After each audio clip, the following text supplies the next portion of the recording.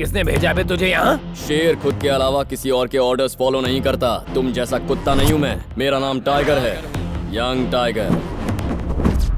अब शराफत से कॉर्पोरेटर और उनकी फैमिली को मेरे हवाले कर दो, वरना बहुत होऊंगा। ओ अच्छा, वॉशिंग पाउडर का एडवर्टाइजमेंट है क्या? यहाँ पर आके तो हम सबको धोएगा। इसे रगड़ के धो रे। रुको, अगर तुम सबने अपना इंश्योरेंस नहीं करवा रखा है तो बेहतर है मुझसे दूर रहो। टूटे हाथ पांव का इलाज महंगा होता है। ठीक है, मैं तुम्हें एक ऑफर देता हूँ। किसी टपरी पर चाय पीते हैं, आराम से गप्पे लड़ाएंगे, बिल्कुल दोस्तों की तरह। तुम भी खुश और मैं भी खुश, फिर खुशी खुशी अपने घर जाएंगे। दूसरे ऑप्शन में तुम अपने हाथ पांव मुझसे तुड़वाओगे और फिर मेरे पैर पकड़कर मुझसे जिंदगी की भीख मांगोगे, लेकिन मैं कुछ और ही करूंगा। ऐसा कुछ बोल जो समझ में आए। मैं तुम्हें और ज्यादा मारूंगा। हम क्या खड़े खड़े तेरा मुंह देखेंगे? ए मारो रे।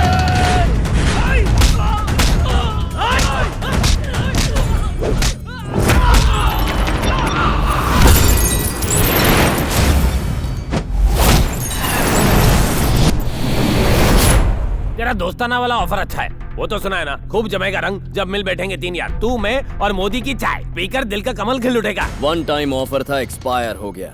अब तू भी एक्सपायर हो जाएगा। भाई करना पड़ेगा।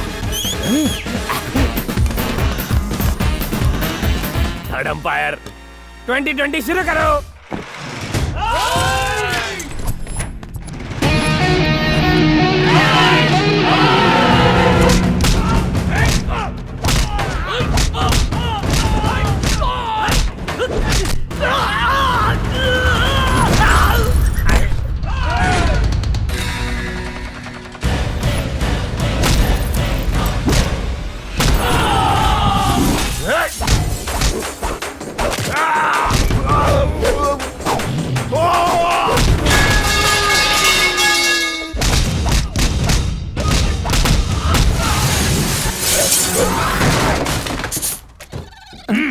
नीचे उतरो ना, बंदर मदारी से नहीं बचेगा।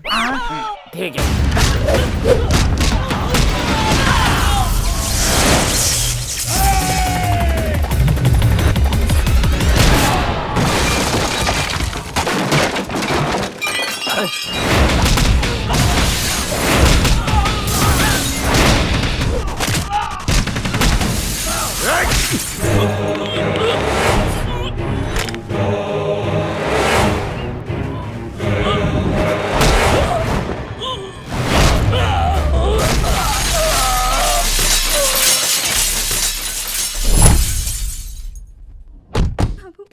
तारीफ में कुछ कहना चाहूंगा।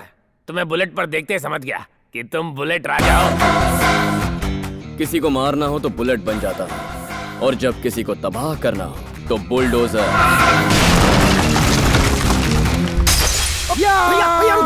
रुकिए, पागल हो गए हैं क्या आप? मेयर नहीं बन पाया तो क्या फायदा, पागल हो जाऊंगा मैं। मेरी जिंदगी बर्बाद हो जाएगी। किसने किया ये सब? कौन था वो जिसने ये सब किया? कौन था वो? बोल कौन? मैं नहीं जानता भाई, इससे पहले उसे कभी नहीं देखा। दिखने में कैसा था? कैसे दिखता था? वो दिखने में शिकार करता हुआ टाइगर जैसा था। मुझे वो आदमी चाहिए, किसी भी हालत में चाहिए। लगता है ये उसे जानता है।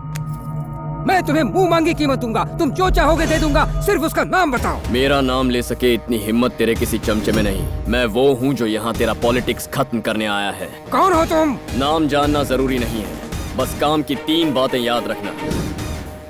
नंबर 1, जिस मेयर की पोस्ट को पाने के लिए तू इतना तड़प रहा है वो तुझे कभी नहीं मिलेगी। नंबर 2, जिस नाम, इज्जत और शोहरत का तुझे इतना घमंड है, मैं उसकी धज्जियां उड़ा दूंगा। अरे सामने हो। तीसरी बात ये कि जब तेरी किस्मत खराब होगी तू मुझे सामने पाएगा। कौन है ये आदमी? ये है कौन?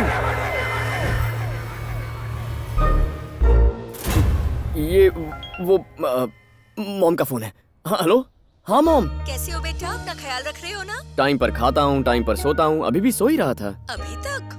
इस वक्त अमेरिका में रात के 12 बजे हैं मॉम, इंडिया में भी 12 बजे हैं। हाँ, दिन के। इसने तो इंडिया के दिन को अमेरिका की रात बना डाला। अरे चुप कर यार। ठीक है बेटा, अब तुम सो जाओ।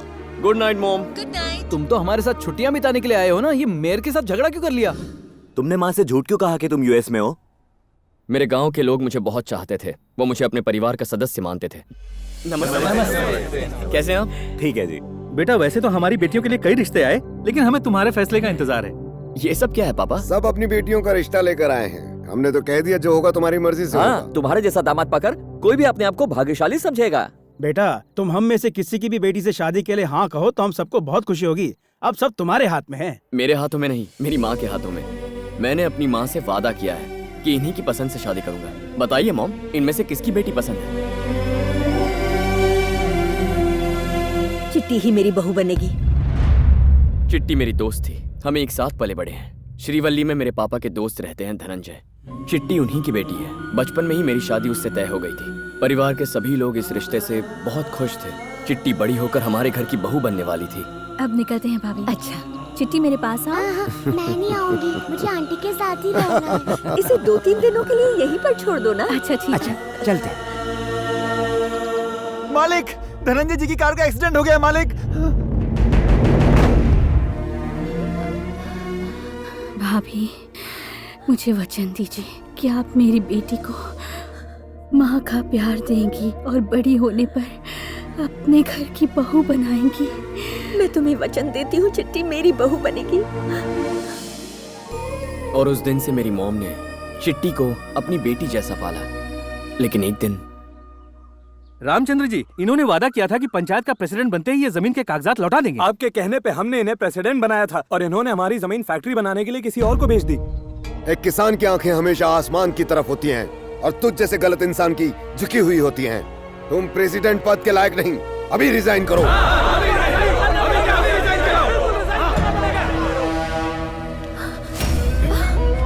भाई साहब, तुम्हारे पति ने मेरी बेइज्जती करके ठीक नहीं किया है उसे, और गांव वालों को दिखाऊंगा ये धनंजय क्या बड़ा है। मैं चिट्टी को अपने घर की बहू मान चुकी थी। पापा, अंकल गांव से क्या चले गए, उन्होंने हमें भुला दिया। चिट्टी की माँ गुजर गई और वो रिश्ता खत्म हो गया। लेकिन मॉम ने आज तक अपना दिया हुआ वादा नहीं भूला है। मॉम के लिए आप ही उनके सब कुछ हैं। आपको भी उनके जज्बात समझने चाहिए। आप लोग मुझे माफ कर दीजिए, मेरे बेटे का रिश्ता पहले से तय हो चुका है।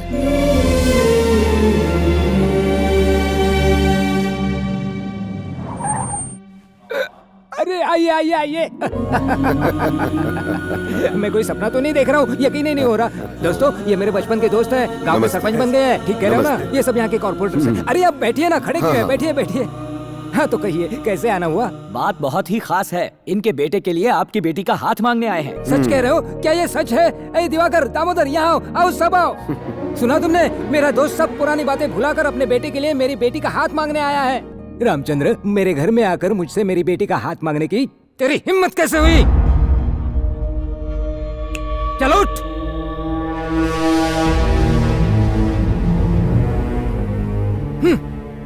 ये क्या रामचंद्र, पहले तो पूरे गांव के सामने मेरी बेइज्जती की और आज यहाँ मुंह उठाकर चले आए। ओ, शायद तुम्हें पता चल गया कि मैं मेयर बनने वाला हूँ, हैं? या फिर मेरी बेशुमार दौलत देखकर भिखारी के मन में लालच पैदा हो गया है?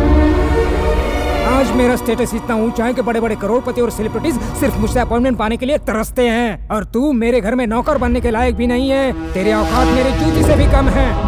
धनंजय, ज़बान संभाल कर बात करो। मैं तुम्हारे गांव का वो कमजोर धनंजय नहीं हूँ जो तुम्हारी धमकियों से डर जाऊंगा। डी ब्रदर्स का चेयरमैन हूँ और इस शहर का होने वाला मेयर। अब अपना सर झुकाकर चुपचाप यहाँ से निकल जाओ, वरना कुत्तों की तरह भगाऊंगा।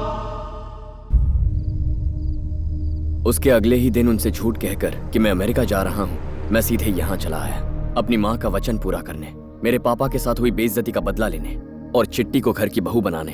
कार्तिक, अगला प्रोजेक्ट मिलने तक हम लोग भी फ्री हैं। हम तेरे साथ आ सकते हैं, पर हमें करना क्या होगा? धनंजय को अपनी बेटी के स्टेटस का बहुत घमंड है, तो पहले घमंड ही तोड़ेंगे।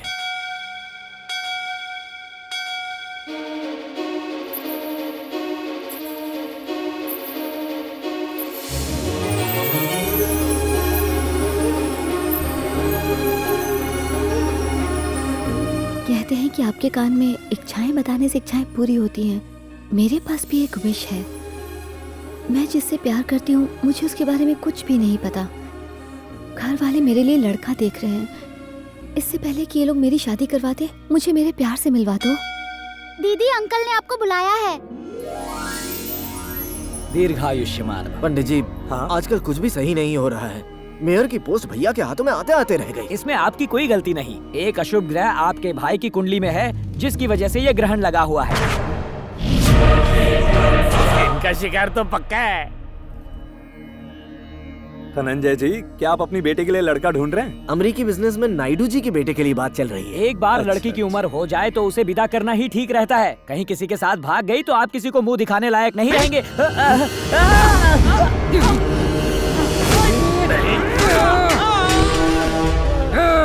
बिना हमारी रजामंदी के मेरी बेटी रुमाल भी नहीं खरीद सकती, समझे तुम? शादी हमारी मर्जी से ही होगी, वरना वो कुंवारी ही मर जाएगी। कोई लड़का अगर उससे प्यार करने की भूल करेगा तो उसकी हड्डी पसली तोड़ दूंगा, और अगर मेरी बेटी किसी से प्यार करेगी तो उसे वही के वही काट दूंगा। समझ गई ना? चिट्टी यहाँ एरोबिक्स के क्लासेस के लिए आती है। चल थोड़ी एक्सरसाइज कर लें। ठीक है कार्तिक।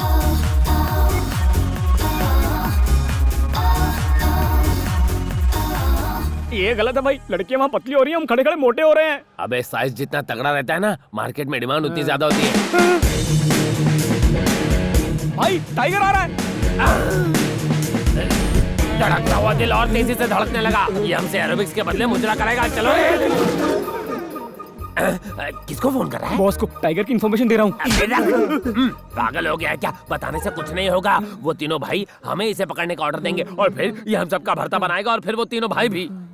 पता है तू बैंगन जैसा दिखता है, पर तेरा भरता बनते मैं नहीं देख सकता। बैंगन दिखता हूँ भाई। मेरे बैंगन के रसगुल्ले। हम कभी भी उन तीनों भाइयों को ये बताएंगे नहीं कि यही वो टाइगर है, कसम पैदा करने वाले की।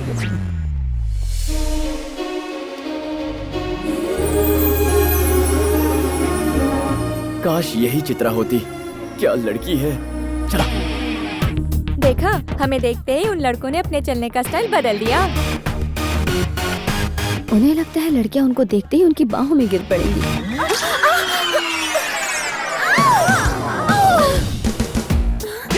थैंक गॉड उसने इंदु को पकड़ लिया। देख झबरू देख, इसे कहते हैं लक बाय चांस।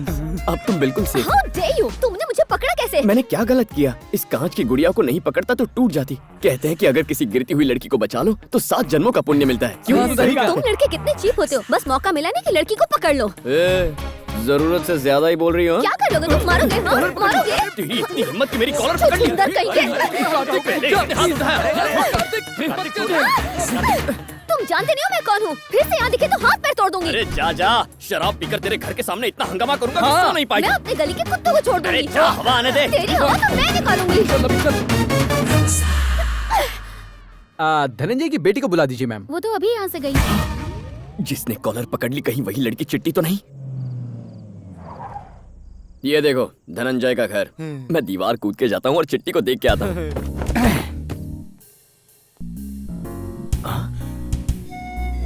चित्रा बचपन में कितनी क्यूट और चुलबुली थी, पता नहीं अब कैसी दिखती होगी। अरे लक्ष्मी कहाँ हो? जल्दी आओ। छोटी मालकिन के कमरे में दूध रख के आती हूँ। छोटी मालकिन का कमरा? यानी मेरी चित्रा का कमरा।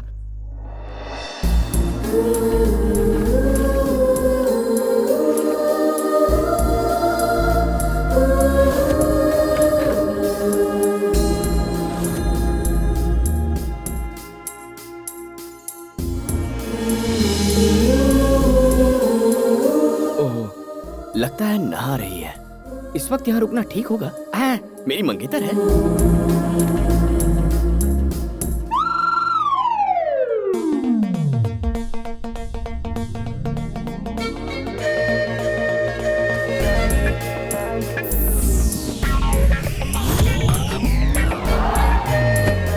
चित्रा को पहली बार देखने वाला हूँ। चेहरे के सिवाय कुछ नहीं देखूंगा।